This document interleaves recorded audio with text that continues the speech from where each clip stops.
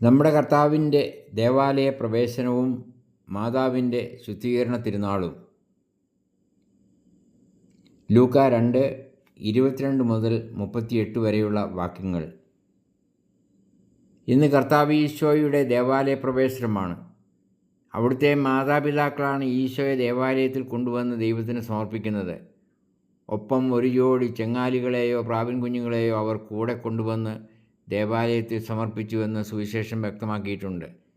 തിരിച്ചു കൊണ്ടുപോകാൻ വേണ്ടിയായിരുന്നു ഉണ്ണീശോയെ ദേവാലയത്തിൽ കൊണ്ടുവന്നത്. ശിശുവിനോടൊപ്പം പ്രാവിൻ കുഞ്ഞുങ്ങളെയും ദേവാലയത്തിൽ കൊണ്ടുവന്ന് കാഴ്ചവെച്ച് കഴിയുമ്പോൾ കുഞ്ഞിനെ തിരികെ കൊണ്ടുപോകാം. പകരമില്ലാതെയാണ് സമർപ്പിക്കുന്നതെങ്കിൽ കുഞ്ഞിനെ തിരികെ കൊണ്ടുപോകുവാൻ പറ്റുമായിരുന്നില്ല. ശിശുവിന് പകരം സമർപ്പിക്കപ്പെട്ട ജീവികളുടെ ജീവൻ ഏതാണ്ട് അവിടെ അവസാനിക്കുകയായിരുന്നു. ശിശുവായ ഈശോയുടെ മനസ്സിൽ അതിൻ്റെ പ്രതിധ്വനി ഉളവായിട്ടുണ്ടാകും എന്ന് ഞാൻ ഭാവനാപൂർവം കാണുകയാണ്. പിന്നീട് വർഷങ്ങൾക്ക് ശേഷം യോഹന്നാൻ ഈശോയെ വിശേഷിപ്പിക്കുന്നത് ലോകത്തിൻ്റെ പാപങ്ങൾ നീക്കുന്ന കുഞ്ഞാട് എന്നാണ്. അവന് പകരമായി കുഞ്ഞാടല്ല ദൈവത്തിന് സമർപ്പിക്കപ്പെട്ടത്, പിന്നീട് ബലിയർപ്പിക്കപ്പെട്ട അവിടുന്ന് തന്നെയാണ്. ദിവ്യശിശുവിനെ സ്വീകരിക്കുവാൻ കടന്നു വരുന്ന ശിമയോനും അന്നായും ഇന്നത്തെ സുവിശേഷത്തിലെ പ്രധാന കഥാപാത്രങ്ങളാണ്. ശിമയോന് അതൊരു ദർശനമായിരുന്നു. ബാഹ്യമായ കണ്ടുമുട്ടൽ മാത്രമായിരുന്നില്ല അത്.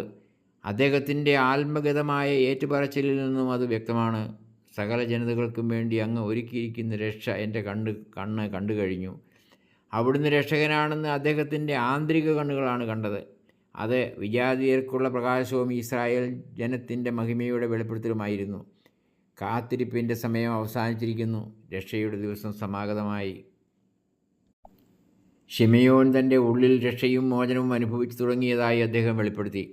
കർത്താവെ, അവിടുത്തെ വാഗ്ദാനമനുസരിച്ച് ഇപ്പോൾ ഈ ദാസനെ സമാധാനത്തിൽ വിട്ടയക്കണമേ. തൻ്റെ ജീവിതം മുഴുവൻ കാത്തിരിപ്പിൻ്റെ കാലഘട്ടമായിരുന്നു. ആ ശിശുവിൽ കർത്താവിനെ ദർശിച്ചപ്പോൾ അത് മോചനമായി. കർത്താവിനെ കാണാൻ കാത്തിരുന്ന ദീർഘമായ ജീവിതം അർത്ഥശൂന്യമായി പോയേനെ.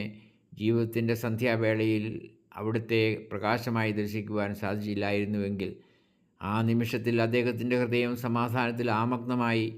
സമാധാനമാണ് അദ്ദേഹം ജീവിതകാലം മുഴുവൻ തേടിയത്. അദ്ദേഹത്തിന് ഒരു ദർശനത്തിലൂടെ ആന്തരിക സമാധാനവും കാത്തിരിപ്പിൽ നിന്നുള്ള മോചനവും ലഭിച്ചു. അദ്ദേഹം ആത്മഗതമായി പറഞ്ഞ വാക്കുകളേക്കാൾ ആഴവും അർത്ഥവുമുള്ള മറ്റൊരു പ്രാർത്ഥനയില്ല. കർത്താവെ, അവിടുത്തെ വാഗ്ദാനമനുസരിച്ച് ഇപ്പോൾ ഈ ദാസനെ സമാധാനത്തിൽ വിട്ടയക്കണമേ. നമ്മുടെയെല്ലാം ജീവിതത്തിൽ അതിൻ്റെ പൂർത്തീകരണത്തിൻ്റെ ബഹിഷ്പൂർണമായി അവസാനം ഉച്ചരിക്കുവാൻ സാധിക്കേണ്ടത് ഇതുപോലൊരു പ്രാർത്ഥനയാണ്. നാം എല്ലാവരും തേടുന്നത് ആന്തരികമായ മോചനവും സമാധാനവുമാണ്. ജീവിതത്തോളം നീണ്ടു നിൽക്കുന്ന അന്വേഷണം അവസാനിക്കുന്നത് അന്ത്യനിമിഷങ്ങളിലാണ്. അന്നൊരു പ്രാർത്ഥനയായി അത് ഉരുവിടുവാൻ ജീവിതകാലം മുഴുവൻ നമ്മൾ അഭ്യസിക്കണം. ശിമയോൻ തൻ്റെ ജീവിതം തന്നെയാണ് അവസാനം ദൈവത്തിന് സമർപ്പിക്കുന്നത്. പകരം വയ്ക്കുവാൻ ചെങ്ങാലികളെയോ പ്രാവിൻ കുഞ്ഞുങ്ങളെയോ അദ്ദേഹം കൂടെ കൊണ്ടുവന്നില്ല. ഈശോയോടൊപ്പം തന്നെയാണ് അദ്ദേഹം ദേവാലയത്തിൽ അവിടുത്തെ നാഥന് സ്വയം സമർപ്പിച്ചത്. ഇവിടെ ദേവാലയം ഈശോയ്ക്കും ശിമയോനും ആത്മസമർപ്പണ വേദിയായി. ഇവിടേക്കാണ് അന്നയും കടന്നു വരുന്നത്. അവളൊരു പ്രവാചികയായിരുന്നു. എല്ലാം ഉൾക്കൊണ്ടുകൊണ്ട് അവൾ കണ്ടു. 84 വർഷം നീണ്ടുനിന്ന അവളുടെ ജീവിതത്തിൻ്റെ 77 വർഷങ്ങളും അവൾ പ്രാർത്ഥനയിലും ഉപവാസത്തിലും ജീവിച്ചത് ദേവാലയത്തിലായിരുന്നു. അത് അവൾക്ക് കാത്തിരിപ്പിൻ്റെ ഇടമായിരുന്നു. ദിവ്യശിശുവിൽ രക്ഷകനെ കണ്ടുമുട്ടിയപ്പോൾ അവളുടെ ജീവിതവും സ്വാതന്ത്ര്യം കണ്ടെത്തി. 7 വർഷം നീണ്ടുനിന്ന വിവാഹ ജീവിതത്തിൽ കണ്ടെത്താൻ സാധിക്കാതിരുന്നത് 77 വർഷങ്ങൾക്ക് ശേഷം അവൾ കണ്ടെത്തി. അങ്ങനെ വൃദ്ധരായ ഈ രണ്ട് വ്യക്തിത്വങ്ങളിലൂടെ കർത്താവിൻ്റെ പ്രകാശവും അങ്ങിൽ നിന്നും സംജാതമാകുന്ന സമാധാനവും വെളിപ്പെടുന്നതായി നമ്മൾ ഇന്ന് സുവിശേഷത്തിൽ വായിക്കുകയാണ്. ദനഹാക്കാലം 5-ാം ഞായറാഴ്ചയും അങ്ങനെ കർത്താവിൻ്റെ വെളിപ്പെടുത്തലിന് തുടർക്കഥയാകുന്നു. ആന്തരികതയെ പ്രകാശിപ്പിക്കുന്ന സാന്നിധ്യമായും എല്ലാം പൂർത്തിയാക്കുന്ന സമാധാനമായുമാണ് അവിടുന്ന് ഇവിടെ വെളിപ്പെടുന്നത്. അതുപോലെ കർത്താവിനെ കാത്തിരിക്കുന്ന അനേകരുടെ ഹൃദയവികാരങ്ങളുടെ വെളിപ്പെടുത്തൽ കൂടിയാണത്. ശിമയോനും അന്നയ്ക്കും ആത്മഗതത്തിനും ആവിഷ്കാരത്തിനും അത് പ്രേരണയായി. നമ്മളും കർത്താവിനെ ആന്തരികതയിൽ ദർശിക്കുമ്പോഴാണ് അത് രക്ഷയും സമാധാനവുമാകുന്നത് എന്ന വെളിപാടും ഇന്നത്തെ സുവിശേഷത്തിൻ്റെ കേന്ദ്രബിന്ദു തന്നെയാണ്. ശിമയോൻ്റെയും അന്നയുടെയും വാക്കുകൾ ഏറ്റവും ആദ്യമായും ആഴമായും സ്പർശിച്ചത് മാതാപിതാക്കളായ മറിയത്തെയും യോസഫിനെയുമാണ്.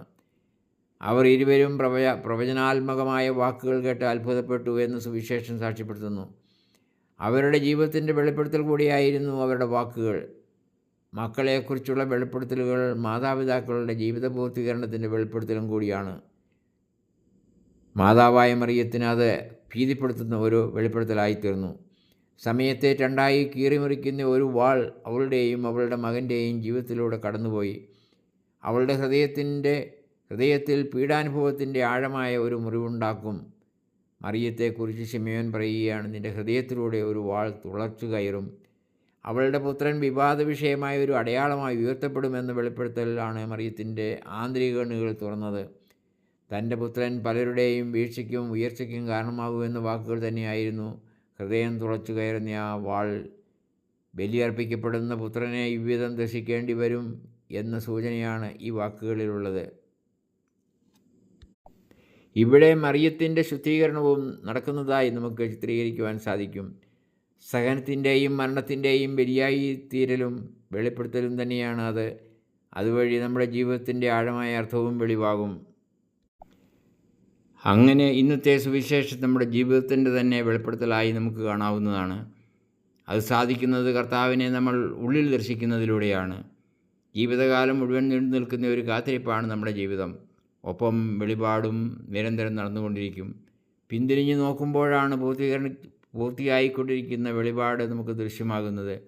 ഭാവിയെ തുറന്നു കാട്ടുന്നത് ഹൃദയം തുറക്കുന്ന ഒരു വാളായിട്ടായിരിക്കാം.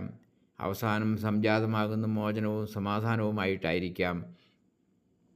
അവസാനം വരെ തുടരേണ്ട കാത്തിരിപ്പിൻ്റെ അർത്ഥം ഗ്രഹിക്കുവാൻ ഇന്നത്തെ സുവിശേഷം നമുക്ക് ഉപകരിക്കട്ടെ. ഏവർക്കും ഈ സന്ധ്യാവേളയുടെയും തുടർന്നുള്ള ആഴ്ചയുടെയും മംഗളങ്ങളും അനുഗ്രഹങ്ങളും ആശംസിക്കുന്നു. Father James Purathayil CST.